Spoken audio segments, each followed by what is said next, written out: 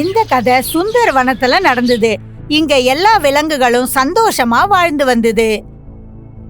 அதே காட்டுல ஒரு சிங்கம் இருந்தது. அது காட்டு ராஜா. அதோட ராஜ்யம் காட்டு முழுக்கவும் இருந்தது. அந்த சிங்கம் ரொம்ப கொடூரமானது. 2 நாளைக்கு ஒரு முறை ஏதாவது ஒரு விலங்க கொன்னு சாப்பிட்டுட்டு தன்னோட பசிய போக்கிக்கும். அந்த சிங்கம் இப்படி கொன்னு சாப்பிடுறதுனால காட்டுல இருக்கிற எல்லா விலங்குகளும் ரொம்பவே கவலையா இருந்தது. ஒரு நாள் அந்த சிங்கம் காட்டுல இருக்கிற ஒரு சின்ன மானை கொன்னு சாப்பிட்டுடுச்சு. இத பார்த்து எல்லா காட்டு விலங்குகளும் அதிர்ச்சி அடைஞ்சாங்க. எல்லார் மனசுலயும் சிங்கத்தை பத்தின பயம்தான் இருந்தது. அந்த சிங்கத்து மேல இருக்கிற பயத்துல எந்த விலங்குகளும் காட்டுல சுதந்திரமா சுத்த முடியல. ஒரு நாள் காட்டு விலங்குகள் சில காட்டுல ஒரு இடத்துல உட்கார்ந்து பேசிட்டு இருந்தாங்க. நண்பர்களே, இந்த சிங்கம் நமக்கு ரொம்ப கஷ்டம் கொடுக்குது.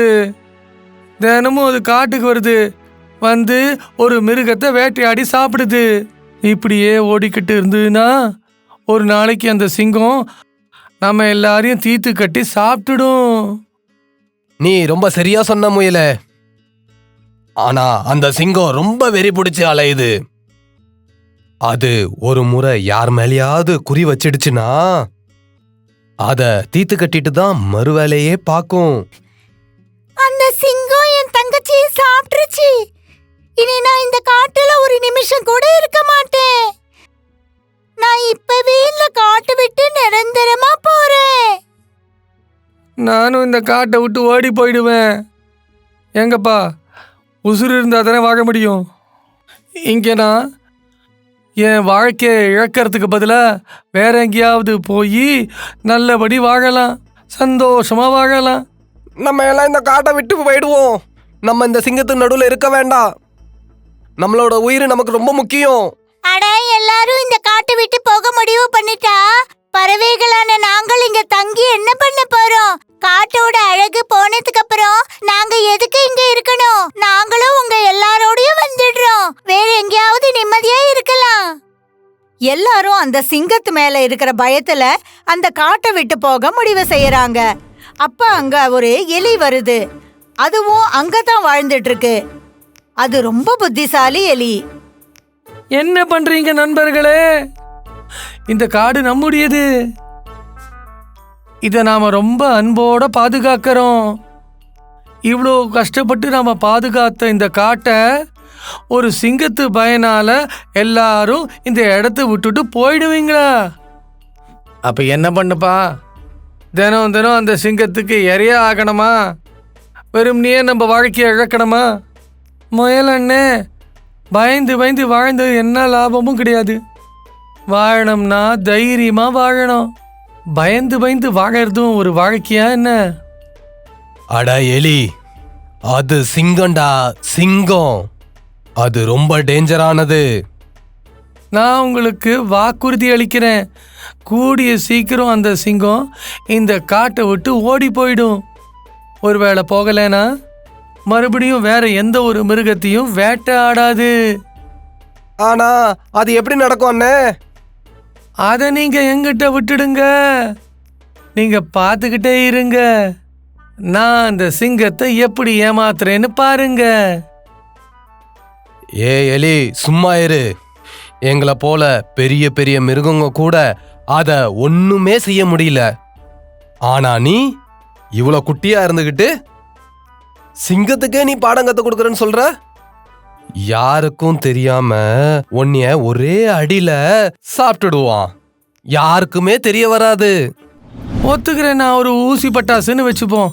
ஆனா சில சமயத்துல ஊசி பட்டாசும் பெருவெடியா மாறும். நீங்க என் திறமைய பார்த்துக்கிட்டே இருங்க. இப்படி சொல்லிட்டு எலி ஓடி போய் அந்த சிங்கத்தோட குகைக்குள்ள போகுது. இங்க எல்லா விலங்குகளும் எலிய பார்த்துக்கிட்டே இருந்தது. இவன் சாக போறான், ஹீரோ ஆக போறன்னு சொல்லி ஜீரோ ஆக போறான். ஆடா, இவனுக்கு தெரியல இவன் எந்த குகைக்குள்ள போக போறான்னு. அவன் காட்டோட ராஜா. ராஜா அது முன்னால நிக்கணும்னா எல்லா மிருகத்துக்கும் நடுக்கம் வந்துடும். இவனோ ஒரு சின்ன எலி, இவன் எப்படி சிங்கத்துக்கிட்ட போய் போட்டி போடுவான்?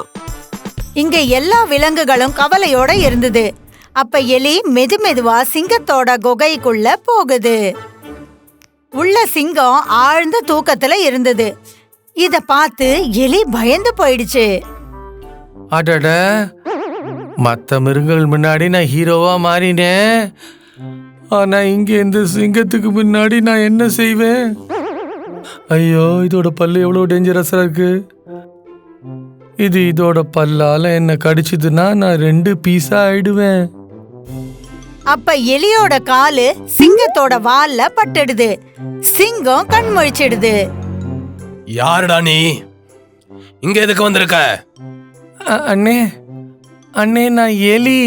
ஏய், அண்ணனாவது தம்பியாவது சீக்கிரமா சொல்லு, இங்க எதுக்காக வந்திருக்க? இல்லனா உன்னை கொல்றதுக்கு எனக்கு ரொம்ப சந்தோஷமா இருக்கும். அட இல்ல அண்ணே, அண்ணே என்ன கொன்னுடாத அண்ணே. உங்களுக்கு உதவி செய்ய தான் நான் இங்க வந்திருக்கிறேன். நீ ஒரு குட்டி எலி, நீ எனக்கு உதவி செய்ய வந்திருக்கியா? நான் சிங்கம்டா, சிங்கம், இந்த காட்டோட ராஜா. என்னை பார்த்தா இந்த காட்டுல உள்ள எல்லா விலங்குகளும் நடுங்கும். நீ எனக்கு உதவி செய்ய போறியா? சிங்கராஜா, உங்ககிட்ட நான் எதை சொல்ல போறேனோ அதை கேட்டு நீங்க ஒரு மாதிரி ஆயிடுவீங்க. உங்க காலுக்கு கீழே இருக்கிற பூமியும் நகர்ந்து போயிடும். அப்படியா? அப்படி என்ன விஷயம் இருக்கு? நான் கொஞ்சம் நேரம் முன்னாடி இங்க சில வேட்டையாளிகளை பார்த்தேன். அவங்க இந்த காட்டுல ஒவ்வொரு மரத்துலயும், ஒவ்வொரு கல்லுலயும், ஒவ்வொரு புல்லுலயும், எல்லா இடத்துலயும் ஏதோ ஒரு மருந்தை தடவி இருக்காங்க. அதை சாப்பிட்டா இந்த காட்டுல இருக்கிற மிருகங்களும் பறவைகளும் மயங்கி போயிடும். அப்புறம் அந்த வேட்டையாளிங்க எல்லாரையும் கூண்டுல போட்டு அவங்க தங்கூட எடுத்துக்கிட்டு போயிடுவாங்க. நீ உண்மையை தானே சொல்ற எலி? ஆமா, இது எல்லாத்தையும் நான் என் காதால கேட்டேன், அப்புறம் என் கண்ணால பார்த்தேன். அதனால தான் இந்த செய்தியை சொல்ல நான் உங்ககிட்ட வந்திருக்கிறேன். நீங்க தான் இந்த காட்டோட உண்மையான ராஜா. ஒருவேளை நீங்க ஏதாவது பறவையோ இல்ல மிருகத்தையோ சாப்பிட்டீங்கன்னா அதுங்க உடல்ல இருக்கிற விஷம் உங்க உடல்ல வந்து கலந்துரும். அப்புறம் நீங்களும் மயக்கமாயிடுவீங்க. அதுக்கப்புறம் இந்த வேட்டையாளிங்க உங்களையும் கேஜில போட்டு எடுத்துக்கிட்டு போயிடுவாங்க. என்ன? இல்ல, நான் கூண்டுக்குள்ள அடப்பட மாட்டேன். அடேங்க அப்பா, என்ன பிரச்சனை வந்துடுச்சு இந்த காட்டுக்குள்ள? அட சிங்கராஜா, நான் காலையிலேருந்து ஒண்ணுமே சாப்பிடாம தெரிஞ்சுக்கிட்டு இருக்கிறேன். சொல்லப்போனா நான் ஒரு கிளாஸ் தண்ணி கூட குடிக்கல. ஒருவேளை அந்த மருந்து என் உடல்லையும் போயிடுச்சுன்னா, நானும் மயங்கி போயிட்டேனா, நானும் அந்த வேட்டையாளவங்க கூண்டுல போய் மாட்டிப்பேன். அதனால நான் இந்த விஷயத்த எல்லார்கிட்டையும் சொல்லிட்டேன்.